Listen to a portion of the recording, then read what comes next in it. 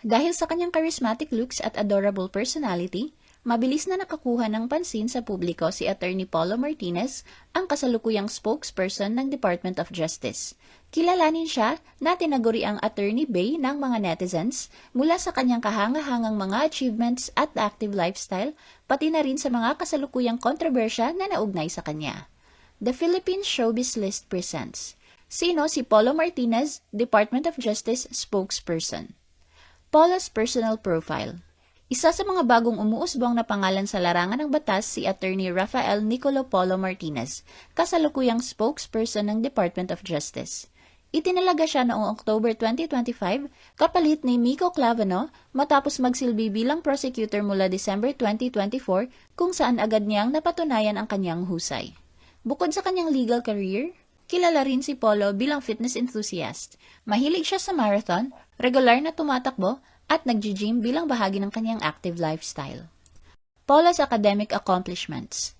Bago pa man niya tahakin ang landas ng pagiging abogado, nagsimula ng hasain ni Paulo ang kanyang kakayahan sa Ateneo de Manila University, kung saan niya kinuha ang kursong AB Political Science. Sa kanyang mga taon sa college, hindi lamang siya nakatuon sa academic studies. Aktibo rin siya sa student government at iba't ibang organisasyon sa campus.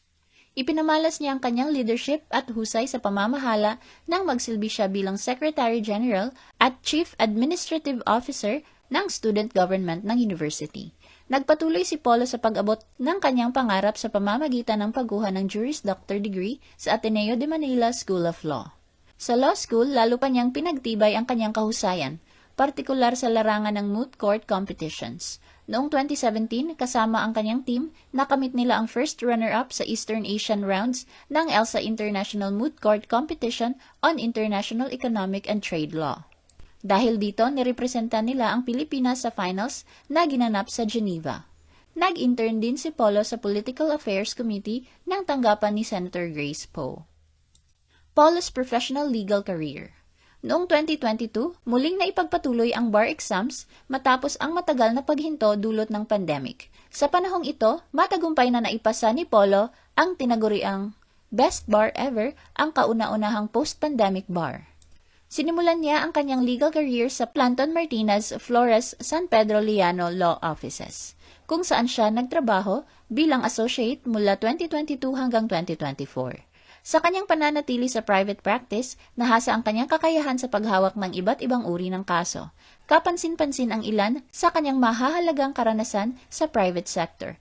Kabilang dito ang paghawak niya ng isang tax dispute na nagkakahalaga ng higit 1 billion pesos sa harap ng Court of Tax Appeals.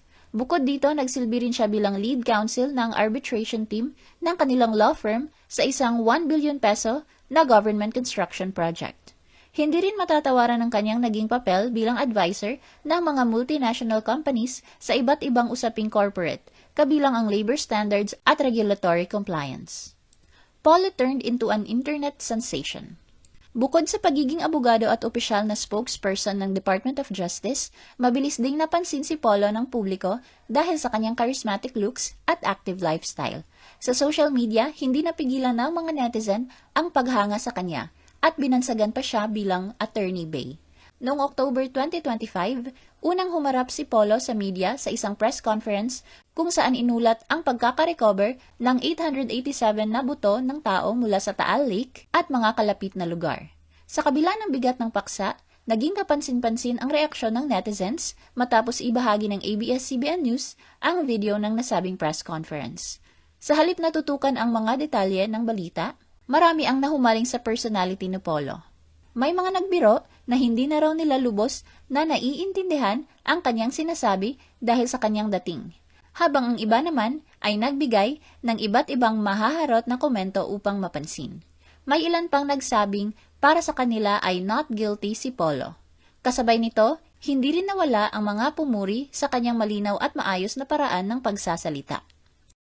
Paulo was allegedly linked to Claire in a romantic context.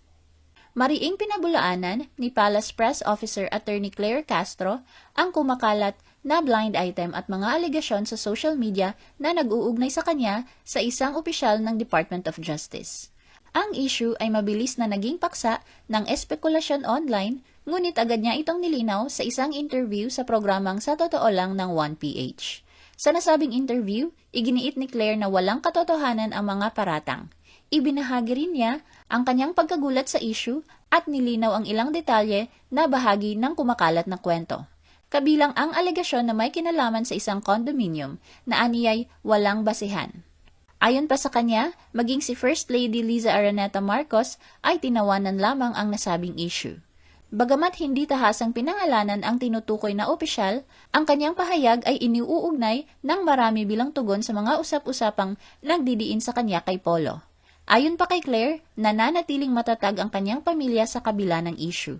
Ipinunto niya na may buong tiwala ang kanyang asawa sa kanya at hindi ito naaapektuhan ng mga binabatong alegasyon. Malinaw ang pundasyon ng kanilang relasyon at hindi ito matitinag ng mga walang basehang usapin. Binigyang diin din ni Claire ang kanyang papel bilang isang mapagmahal na ina at asawa. Inilarawan niya ang kanyang sarili bilang isang loyal and faithful wife. Ano ang masasabi mo sa video na ito? Mag-like o mag-react at huwag mahiyang mag-comment.